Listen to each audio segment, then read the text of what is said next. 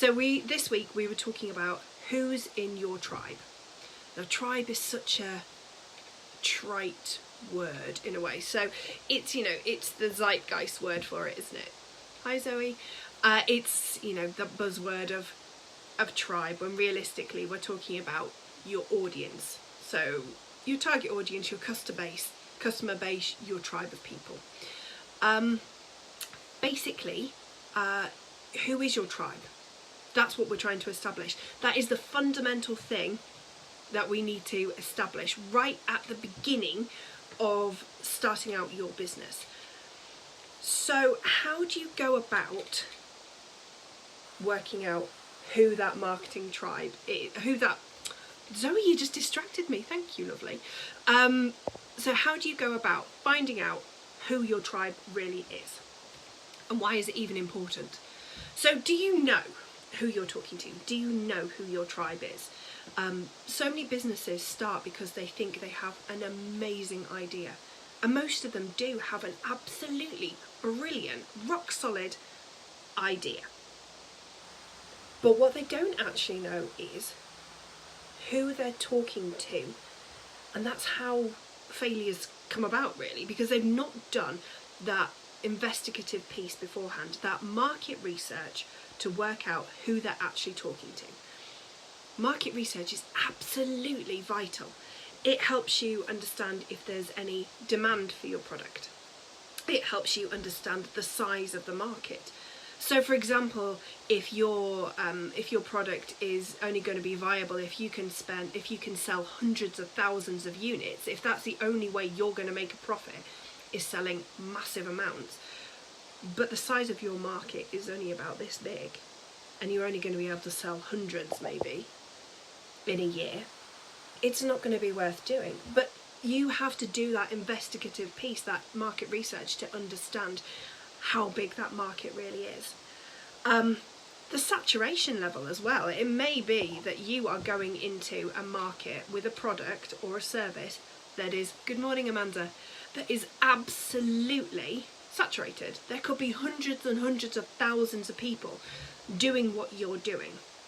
Now, that doesn't mean that you don't do this. That absolutely doesn't mean that your idea is a bad idea and not something that you should be going into. It just means that you need to be aware how saturated the market is, and you need to be aware that in order to stand out and to make yourself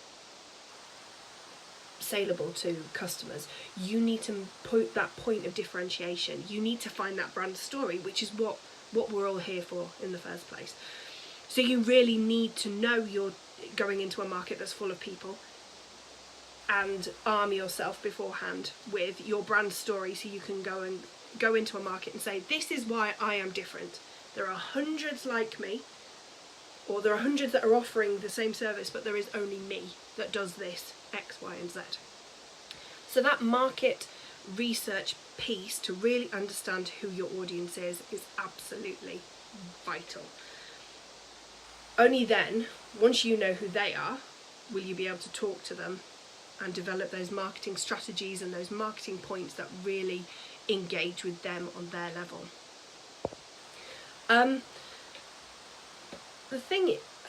Sorry, I've put my notes on a whiteboard and it's the first time I've done it, and I'm quite distracted by it. I'm trying to be organised. So you do your market research piece, you find out who your market really is, you can then develop your marketing messages completely around those people. But don't be afraid to absolutely niche down.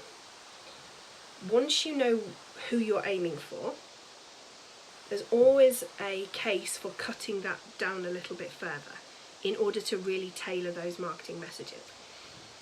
For example, you may think that your product is aimed directly at women, but that's 50% of the population.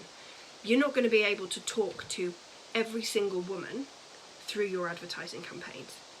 It's just not going to work. So what you need to be doing is niching that down. Now, I know every single 5-day challenge or everything like that, or marketing strategy seminars starts with the importance of knowing your target audience and really being able to understand who that person is. So in order to be able to niche, the best way of I find to do it is to pick a person. So they don't have to be real, they can be an imaginary person. For me, her name is Amy. Amy is late 30s, married, 2 children, lives in a semi-detached house. I know everything there is about Amy, and everything that I do is aimed at speaking to somebody like Amy.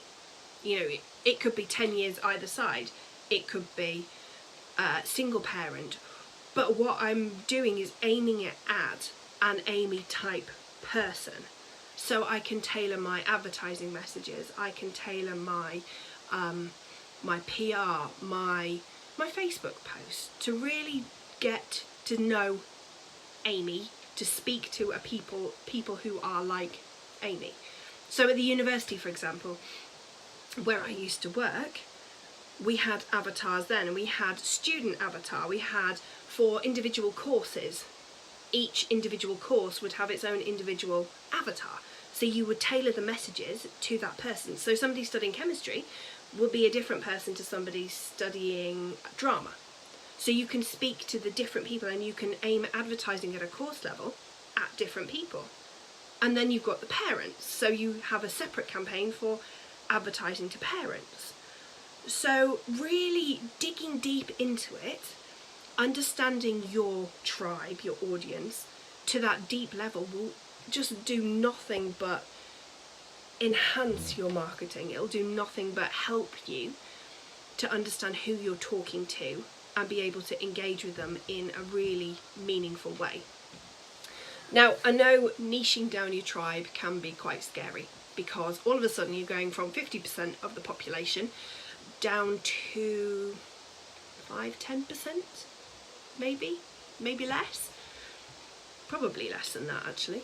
You're going from for example, all women down to all women of a certain age, or all women who live in a certain location, or all of them who earn a certain amount of money, and you get smaller and smaller and smaller and smaller. But don't be worried about that. Absolutely do not be worried about that, because the more niche you become in terms of targeting these people, the more personalised your marketing is. The more you're going to speak to those people, and the more those people are really going to relate to everything that you say. So when you're talking to someone one-to-one, you're obviously going to get a better rapport going to getting out a soapbox and standing in the middle of the city centre wherever you live and shouting into a crowd. You're going to build that trust, build that rapport. They're going to get to know you, get to like you. If you're putting out your brand voice in these communications and aiming them at these people, at your niche, they're going to build that like, they're going to build that trust. You're going to become almost the go-to person for that particular product or service.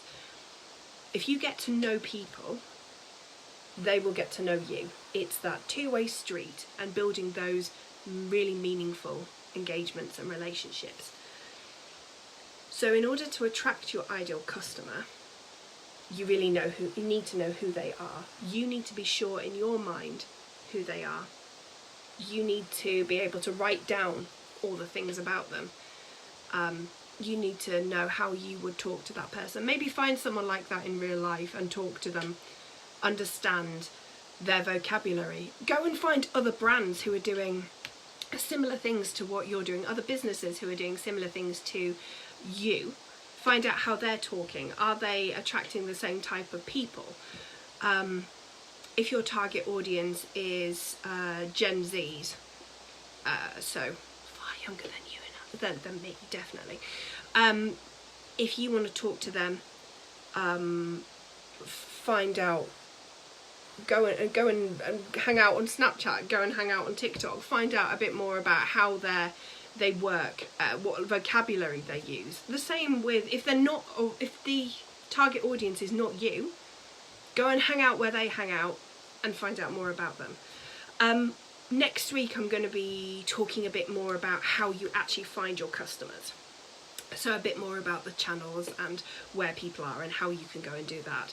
I just wanted to focus this week on not being afraid of your niche, finding your tribe, knowing who they are. So I hope that was helpful. If you do have any questions about it, please let me know. That would be lovely. I'm just gonna, what's Hayley say? Agreed. If people feel you care and are authentic in your message, the love and fan clubs pour in. Exactly. That is exactly it, Hayley. You become the trusted person, the people that the person that people want to engage with, the person that people want to buy from. And once you've got that know, like and trust effect, people will come back to you. On that note, I will drop a link in the video under here, but I have created a free download guide which I'd like to share with you, which is called 7 Steps to Creating Superfans. Start that again. 7 Steps to Creating Superfans for your business. I didn't realise how hard it was to say. 7 steps for creating superfans for your business. I'll put the link in the comments below. And hopefully it'll give you a bit of a step-by-step guide to starting off that know, like, trust journey and really understanding how your brand can get out there and talk to people. So I will drop that in the comments below. I'd love to know your thoughts. If you're watching this on replay, drop me a comment in the box below as well. And I'll speak to you all soon. All right, take care. Have a lovely day.